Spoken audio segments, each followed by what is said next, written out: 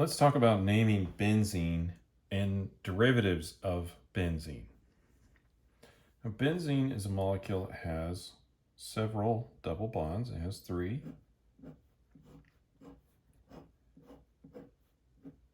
And so you might think that we could call this a triene, but we give it a special name called benzene.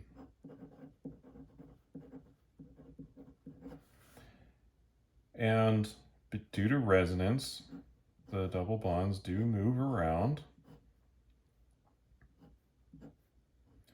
So we have a resonance structure here. And sometimes people draw it with just a circle in the middle.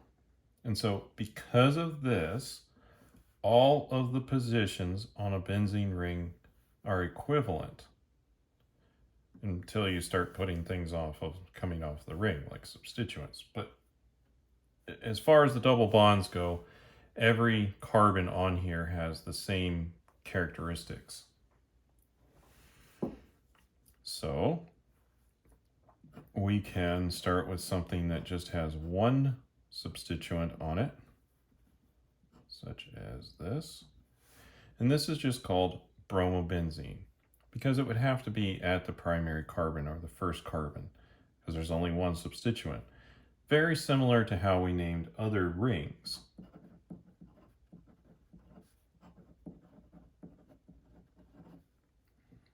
Like so. So what happens when we have multiple substituents on the ring?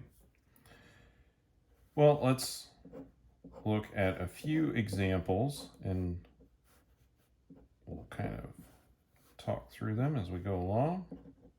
So here we have we're going to just stick with our bromobenzene, but we'll put another group on the ring.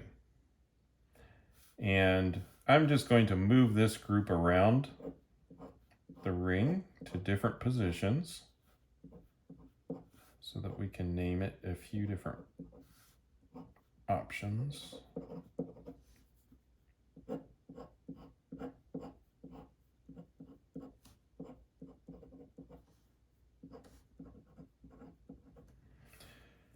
Now here we go off of our same rules, alphabetical order.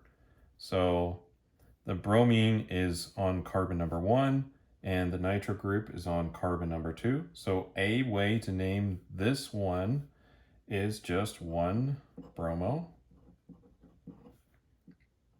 2 nitro, benzene, like so. Another way to name it, and this only works for benzene, not other rings, not cyclohexane or something like that. But this is for benzene. We can call this an ortho group. So if it's in a 1-2 positioning, we could also say ortho, and then bromo, nitro,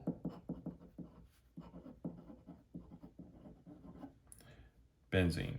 And so this is really just telling us the relationship of the bromine and the nitro group being that they're next to each other, like this. So they're in 1-2 positioning.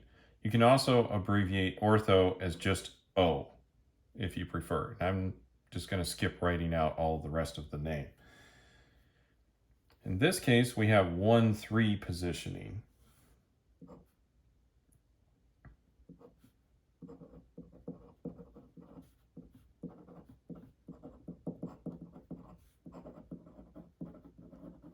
So this would be 1 bromo, 3 nitro, benzene. Another way to call 1-3 positioning is meta. And you can also abbreviate that just M. So whichever you like.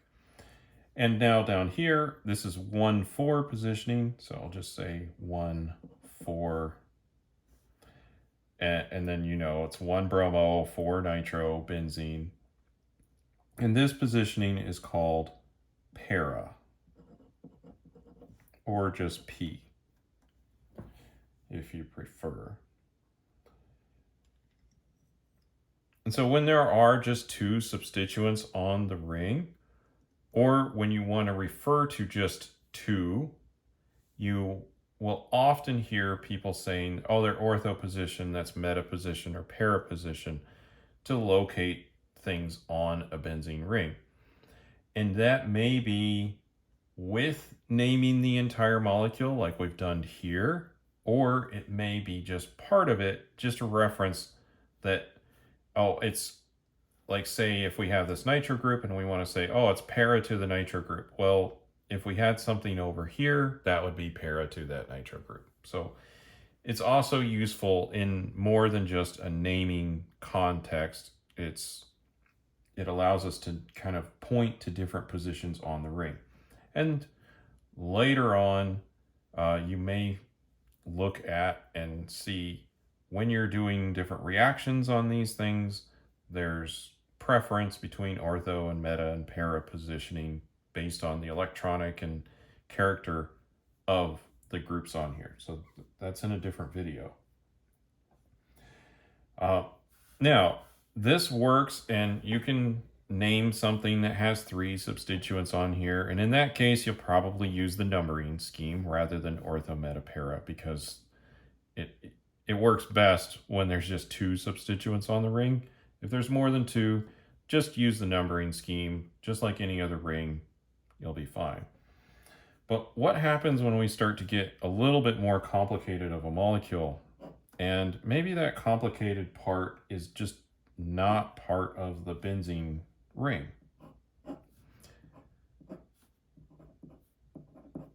So let's say we have this.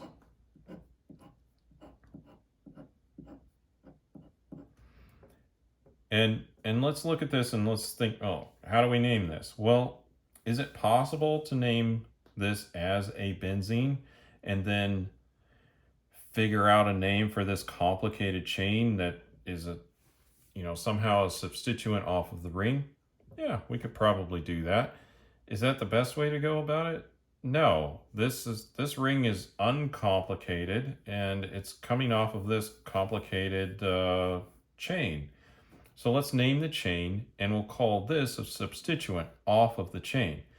And it really just comes down to, like, what is more complicated as to which one you pick. And maybe in some cases, you could argue it either way, and might be correct. Somebody might have another opinion. But in this case, the chain is definitely more complicated than the ring. So when that happens, just a benzene ring coming directly off of a chain is called a phenyl group.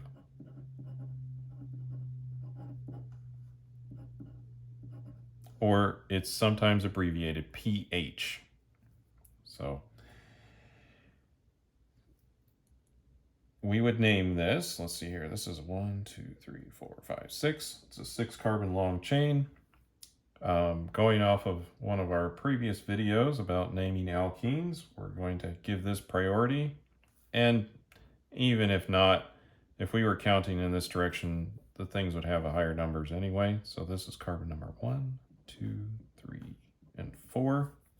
That's 5 and 6, but there's nothing off of them. So this is going to be, let's see here, alphabetical order means chlorines come first, phenyl comes next, and then ene goes later. So this is 4, 4, di, chloro. And then our benzene ring as a substituent is on carbon number 3. So 3 phenyl. And then this is part of a hexene. So hex 1, because it's on carbon number 1, ene. So there's the name for that. Let's look at another situation where this comes up. And I'll try to draw this a little bit clearly here.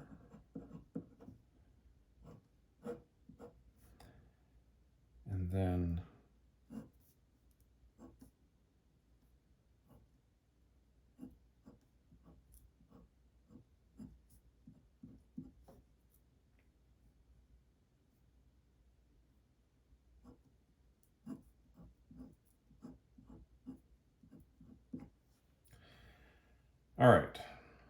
This is where we've added a benzene ring, but it has an additional carbon in between it and this chain. And so in what is probably one of the more confusing decisions, these are called Benzil groups. This is not called a benzyl group. This is called a phenyl group. This is a benzyl group. It includes this carbon right here.